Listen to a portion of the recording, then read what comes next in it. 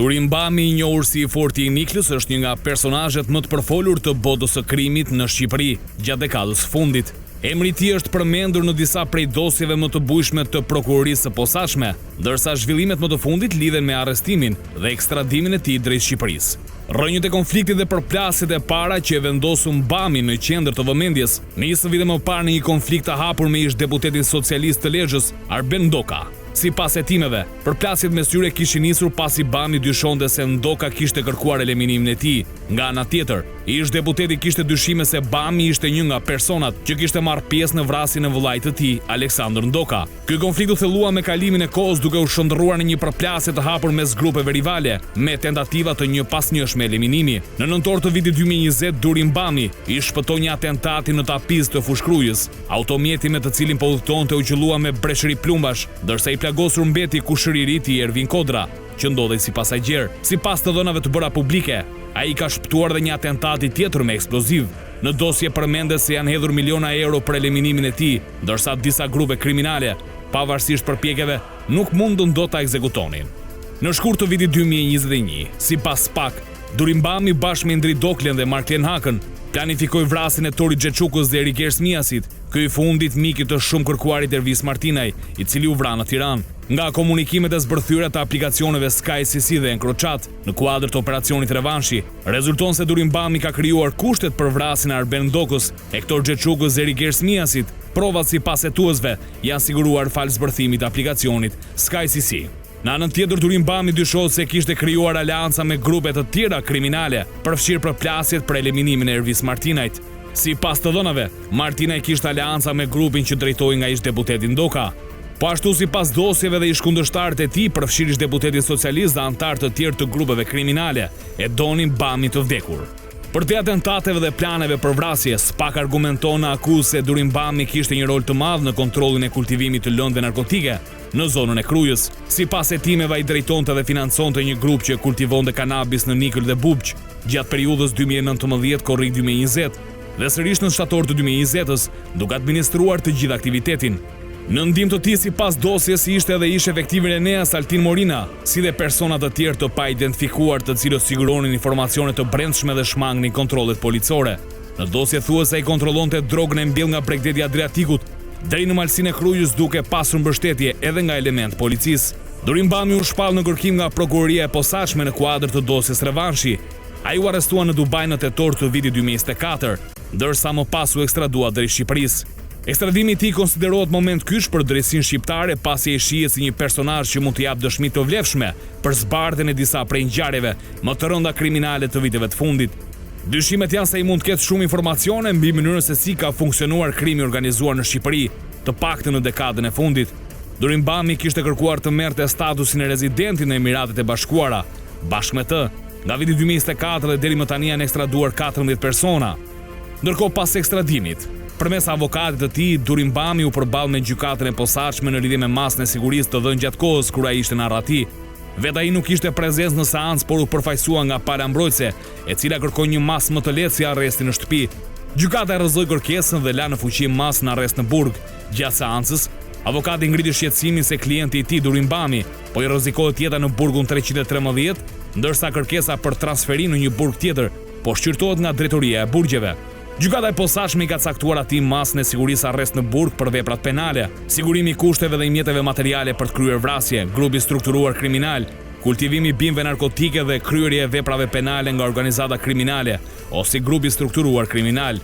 Ekstradimi dhe mbajtja në qeli e Durim Bamit konsiderohen nga hetuesit si një hap i rëndësishëm në vimësinë e hetimeve për krimin organizuar në vend, ndërsa pritshmëritë mbeten të larta për zhvillimet që mund të sjellë dëshmia e tij në dosjet e hapura tashmë. Mirë, pra, zyrtarisht ka nisur përballja e Durim Bamit, me drejtsinë shqiptare, ka kërkuar të largohet nga 313 pasi aty ndodhen edhe kundërshtar të tij, që kemi parë në atë dosjen. Emiliano Shullazi është një ndërtar i cili kërkonte eliminimin e Durim Bamit, por në një moment hyn në 41 bis edhe ndërpritet, le të themi, kjo kërkesë, pastaj ishin të tjerë Ervis Martina, ishte. Nuk ka qenë fort i heshtër. Nuk ka qenë thua, kam pasur akses. Hyn të dajrimi zanor. Okej. Mirë, ndoshta edhe kjo, por nuk e di ai kanë lënë Sky CC në atë telefoni me Sky. Ky është problemi. Këtë nuk e di, s'kemi qenë atje. Deri këtu jo. Deri këtu jo. Por Bami si disa prej personazheve të botës së krimit, të grupeve kriminale, të bandave, të trafikut, që gjendeshin në Dubai, në Emiratet e Bashkuara, pra ishte shndruar në një lloj ishulli, strehimi, një lloj parajse ligjore. Dhe e marrim fillimisht me një çudi që vetëm zgjatet, vetëm ndodh. Ne nuk kemi marrëveshje ekstradimin e Emiratet e Bashkuara. Ja. Por janë të paktën 52 vende që kanë marrëveshje ekstradimi. Dhe mungesa e kësaj marrëveshje është mungesa e vullnetit të parës shqiptare dhe jo refuzimi i Emirateve të Bashkuara. Po diçka kjo ka qenë tentative ta ulan ballës, paktën dhe këto që kanë ardhur kur vajti bëri disa një dy takima aty kanë përshtypjen. Mirë se unë si ti. Nuk ka kokor lidhje ministri i brendshëm me marrëveshjen e ekstradimit. Zero lidhje. Është ministri i drejtësisë. Marrëveshja e ekstradimit bën ministri i drejtësisë dhe unë kujtoj këtu 3 deklarime të zotit tu Manja, asa kohë që thoshte kemi dërguar 3 drafte. Pse dërgon 3 drafte zotri? Thuaj atyre zotrimeve të atij vendi keni bërë ju me kaq vende, po si e keni ju? Sillet ta firmosin. Ai do 2 ditë të bëhet. Të se bëjnë për 12 vjet? Arsye është pikërisht kjo. Streha e këtyre individëve, të cilët kanë ndihmuar në fushat elektorale, kanë bërë krime, kanë miliarda euro pasuri dhe sekretet e tyre njëkohësisht në sekrete politike. Ç'do thotë kjo tani? Se kjo është them për shemb Bami i ardhur. Po. Është një aktor me shumë informacion, do të thojë një minier informative. Minier informative. Minier informative, nëse unë di ai ka kërkuar në infot që unë kam, ka kërkuar një lloj garancie për vetë dhe për të vllajin. Walter Bamin. Po, për vetë dhe për vllajin, për një lloj garancie. Po garanci për çfarë që do flas nëse kam garanci? Garanci që nëse do shkoj drejt një marrëveshje me strukturën e posaçme për të marrë ato statusin e të penduarit, që për të shërbyer me lehtësira penale, le të themi me akuza dhe lehtësime dënimesh për veprat e mundshme të kryera, të cilat duhet të provohen më përpara. Atë këto kanë qenë kjo hapja e kësaj parcele ngjarjesh, se ka dhe të penduar të cilët dëshmojnë dhe për të përfituar, ju kanë rezultuar disa akuza të pavërteta, siç është rasti i karatisurit nga spitali i Altin Ndoci, ka pasur nga një prej pendurëve i akuzuar për 4 vrasje dhe janë rrëzuar si akuza. Kanë dalë pavërteta. Por Bami është nga ato, le të themi, aktorë të këtyre grupeve, kuptohet që zona e Niklës është edhe, le të themi, një cilësisht si rajoni 13. Është edhe një film shumë i mirë B13 që e ilustron këtë. Që ilustron, le të themi, këtë ngjashmëri ishush. E ka, kujtojmë më herët gjithë e dim ato ngjarjen me Tom Doshin, ku Bami ishte rrëfyes sepse kishte marrë porosi, jo da vrasim, por aty mund të ketë edhe emra të ndryshëm të tjerë që ai kujtesin ka me... Ndërkohë që Doshi thoshte është porosit nga Meta, të pak të ndurim Bami nuk e pranojnë atë kohë, thoshte ishte një toni, po su morë vesh kush ishte. Ka ndodhur me kujtesën e Bamit, nëse ka të magazinuar mirë informacionet, të cilat më pas duhet të provohen se janë, siç thot ai, nga ana e BKH-s dhe strukturës të posaçme, dhe kjo provueshmëri, kjo vërtetësi e deklaruar prej tij, të shërbehet për të lesuar atë, por për të shkuar tek ngjarje të tjera të pasbardhura, të cilat janë të shumta, le të themi, tek këto grupet kriminale, siç theksuohet edhe u transferim, kërkesa e tij për transferim kanë bërë edhe për siguri, sepse ai e di kush është aty, e di ku ka kundërshtar, e di çfarë kanë bërë ata dhe çfarë ka bërë ai për ta ose kundër tyre. Ka diçka që mua, domethënë në këtë histori. Shullazi gjithnjë ka dyshuar që në një përplasje në qaf Kashari ka qenë Durim Bami që ka qelluar, e pa provuar. Domethënë mbeti e paqartë. Në një vrasje që ndodhi diku në 2020-2021, mos gabojmë, që u vra Bujar Lika në drejtim të në atë zonë, që ishte miku Martinajt, Martinaj dyshonte, Ervis Martinaj dyshonte që mos i qenë Durim Bami. Dhe Arben Ndoka pretendonte që Durim Bami ishte pas vrasjes së vëllait të tij. Të paprovuara këto. Thotë kjo ngri një lloj perceptimi për Durim Bamin. Po ky nuk ka qenë shumë i shkafët, shumë i zotit, domethënë në botën e krimit. Edhe ju po flisi për ngjarje të mëdha, që kanë emra me profil të lartë në botën e krimit. Nga më të mëdhenj që ne kemi pasur, apo Në themi. botën e krimit, në botën e biznesit, por pyetja e papërgjigjur ende sepse duhet të jetë zyrtare është po fije pushtetit dhe politike brenda këtyre ngjarjeve ka? Cili është dyshimi, Çollaku? Unë them që po, sepse kaq dendësi krimi në Shqipëri, kaq banda, në një vend kaq të vogël, kaq aktivitet, le themi, të paligjshëm, mafios, që bëhet në Shqipëri dhe shteti të jetë në kokën e gjumit, nuk më rezulton e vërtet. Ai heshtja është flori, thot urtia jonë. Dhe ky flori ka përfunduar në çepat e tyre që duhet bënin të kundërtën e asaj që kanë bërë. Qoftë të institucioneve të zbatimit ligjit, agjensive të tyre, apo edhe të politikës, të qeverisjes, të këtij pushteti ekzekutiv, parlamentar, si të doni ta merrni, i cili nuk është pa dieni, nuk është pa informacion. Se kur shkojnë në zonë elektorale, gjithë i njohin të fortë, gjithë i njohin horrot, gjithë i njohin banditët. Dhe përpiqen të bëjnë një marrëveshje natën kryesisht. Aty kuptohet se nga do drejtohet pushteti, Çollaku. Bandat kriminale janë të parat që lëvizin se e din domethënë nga frynera e pushtetit. Edhe thën kjo politika e një mjekush janë edhe Më thot në 2021, më thot njëri që kishte qenë, le themi, pjesë e një grupi kriminal, qenë burrë dhe ishte liruar. Por ne shkruajmë për të gjithë. Dhe më rastisht ndeshëm në midis turme, më thotë më i keni humbur zgjedhjet. Duke me etiketuar si djallë shëqam, në vërtet. Jo, i keni fituar. Ishim 3-4 javë para zgjedhjeve. Edhe unë kështu shpresoj, them.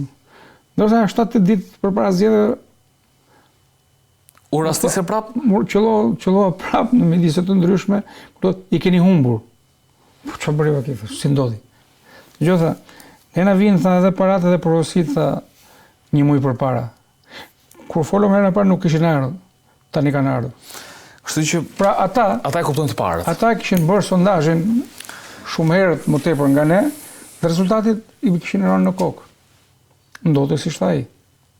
Dhe këtu them që sekretet e këtyre individëve, siç është Bami dhe të tjerë në grupe rivale apo të përbashkëta, i shkëmbejnë pikërisht me këta element, sepse duke qenë në shtapet e tyre elektorale, ata marrin porosit e duhura.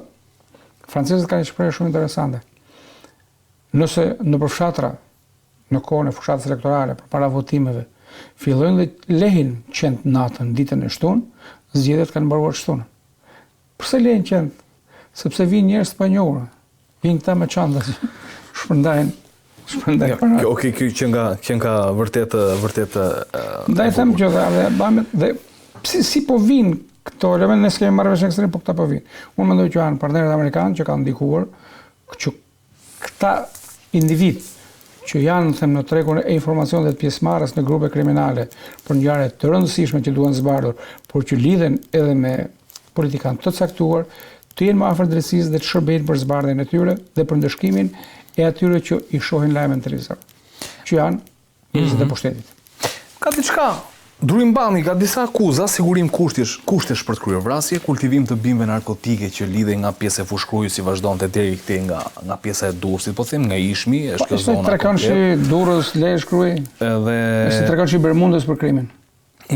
Vetëm thith. Aty kur nuk them zhduke po aty zhduken shumë rënd gjurmët. Aty shtrehojnë auto, zhduken gjurmët, provat, armët, siç përmendëm dhe herën e shkuar të magazinën e sekuestruar, por edhe Bami është në këtë, le them, po sigurisht më duken domethënë, këtë e kam kështu, le themi konstatim gazetaresk. Jo ligjor. Duken si prova të lehta për kur flasim për Durim Bamin, që flasim për një minier informativ dhe kur të gjithë kundërshtarët, domethënë se më saktë të gjithë aktorët më të fortë krimit kërkon eliminimin e tij, ai rezulton për sigurim kushtesh kultivim kanabisi. Kjo nuk më rri një gjë këtu domethënë. Po, nuk rri gjë, por kush duhet ndalosh një stacion më herët? Cili është stacioni? Kush ja siguroi kushtet për të mbërritur te sigurimi i kushteve? Elemente policisë. Ata e siguruan, shkosën nuk të pretë askush. Pra, sigurimi i parë vjen nga sigurimi i kushteve për të mbërritur në adresë. Pastaj ai me potencialin e tij dhe njohje dhe lidhet, kuptohet të paligjshmërisë dhe të keqbërjes, diversi i siguroi kushtet dytësore, që rezultojnë më pas tek aktet kriminale. Pra kemi disa shkallë të sigurimesh, si që janë të komunistikë që risigurohen. Pra, Bami ishte risiguruar të policia. është përfolur, domethënë në Niger është përfolur që policia nuk ka qenë në nivelin e dur, se po përpiqem ta them në mënyrë diplomatike. Jo, disi ka qenë me një vesh dhe me një sy. Edhe ata dremisnin sipas rastit. Domethënë vetëm FNSH dhe Renea mund të hynin, e thënë thjesht. Po kanë hyrë FNSH dhe Renea. Këta kanë hyrë këta nuk I kanë ndaluar dot askusht, për të qenë sinqert. Po të zgjedh Renea. Renea domethënë është, po vajtën këta nuk FNSH ka problemet, okay. Jo, sepse nuk është edhe e specializuar në mas Renea, por raste më rrezikshme të lartë. Po, Renea, po, më them që ata kanë qenë, le themi, elita e ndërhyrjeve, kur rastet ishin, le themi, edhe shpërthyese edhe të domosdoshme. Edhe janë elitë botërore, domethënë në konkurimet të ndërkombëtar, kemi elitë çunat aty, janë fantastik. Absolutisht janë elitë dhe meritojnë vërtet meritojnë, po, patjetër. Edhe më erdhi mirë që I rritën dhe rrogat para ca ditësh se pak stimulon. Edhe prap nuk trajtohen si duhet. Nuk trajtohen siç meritojnë dhe siç kanë bërë punën.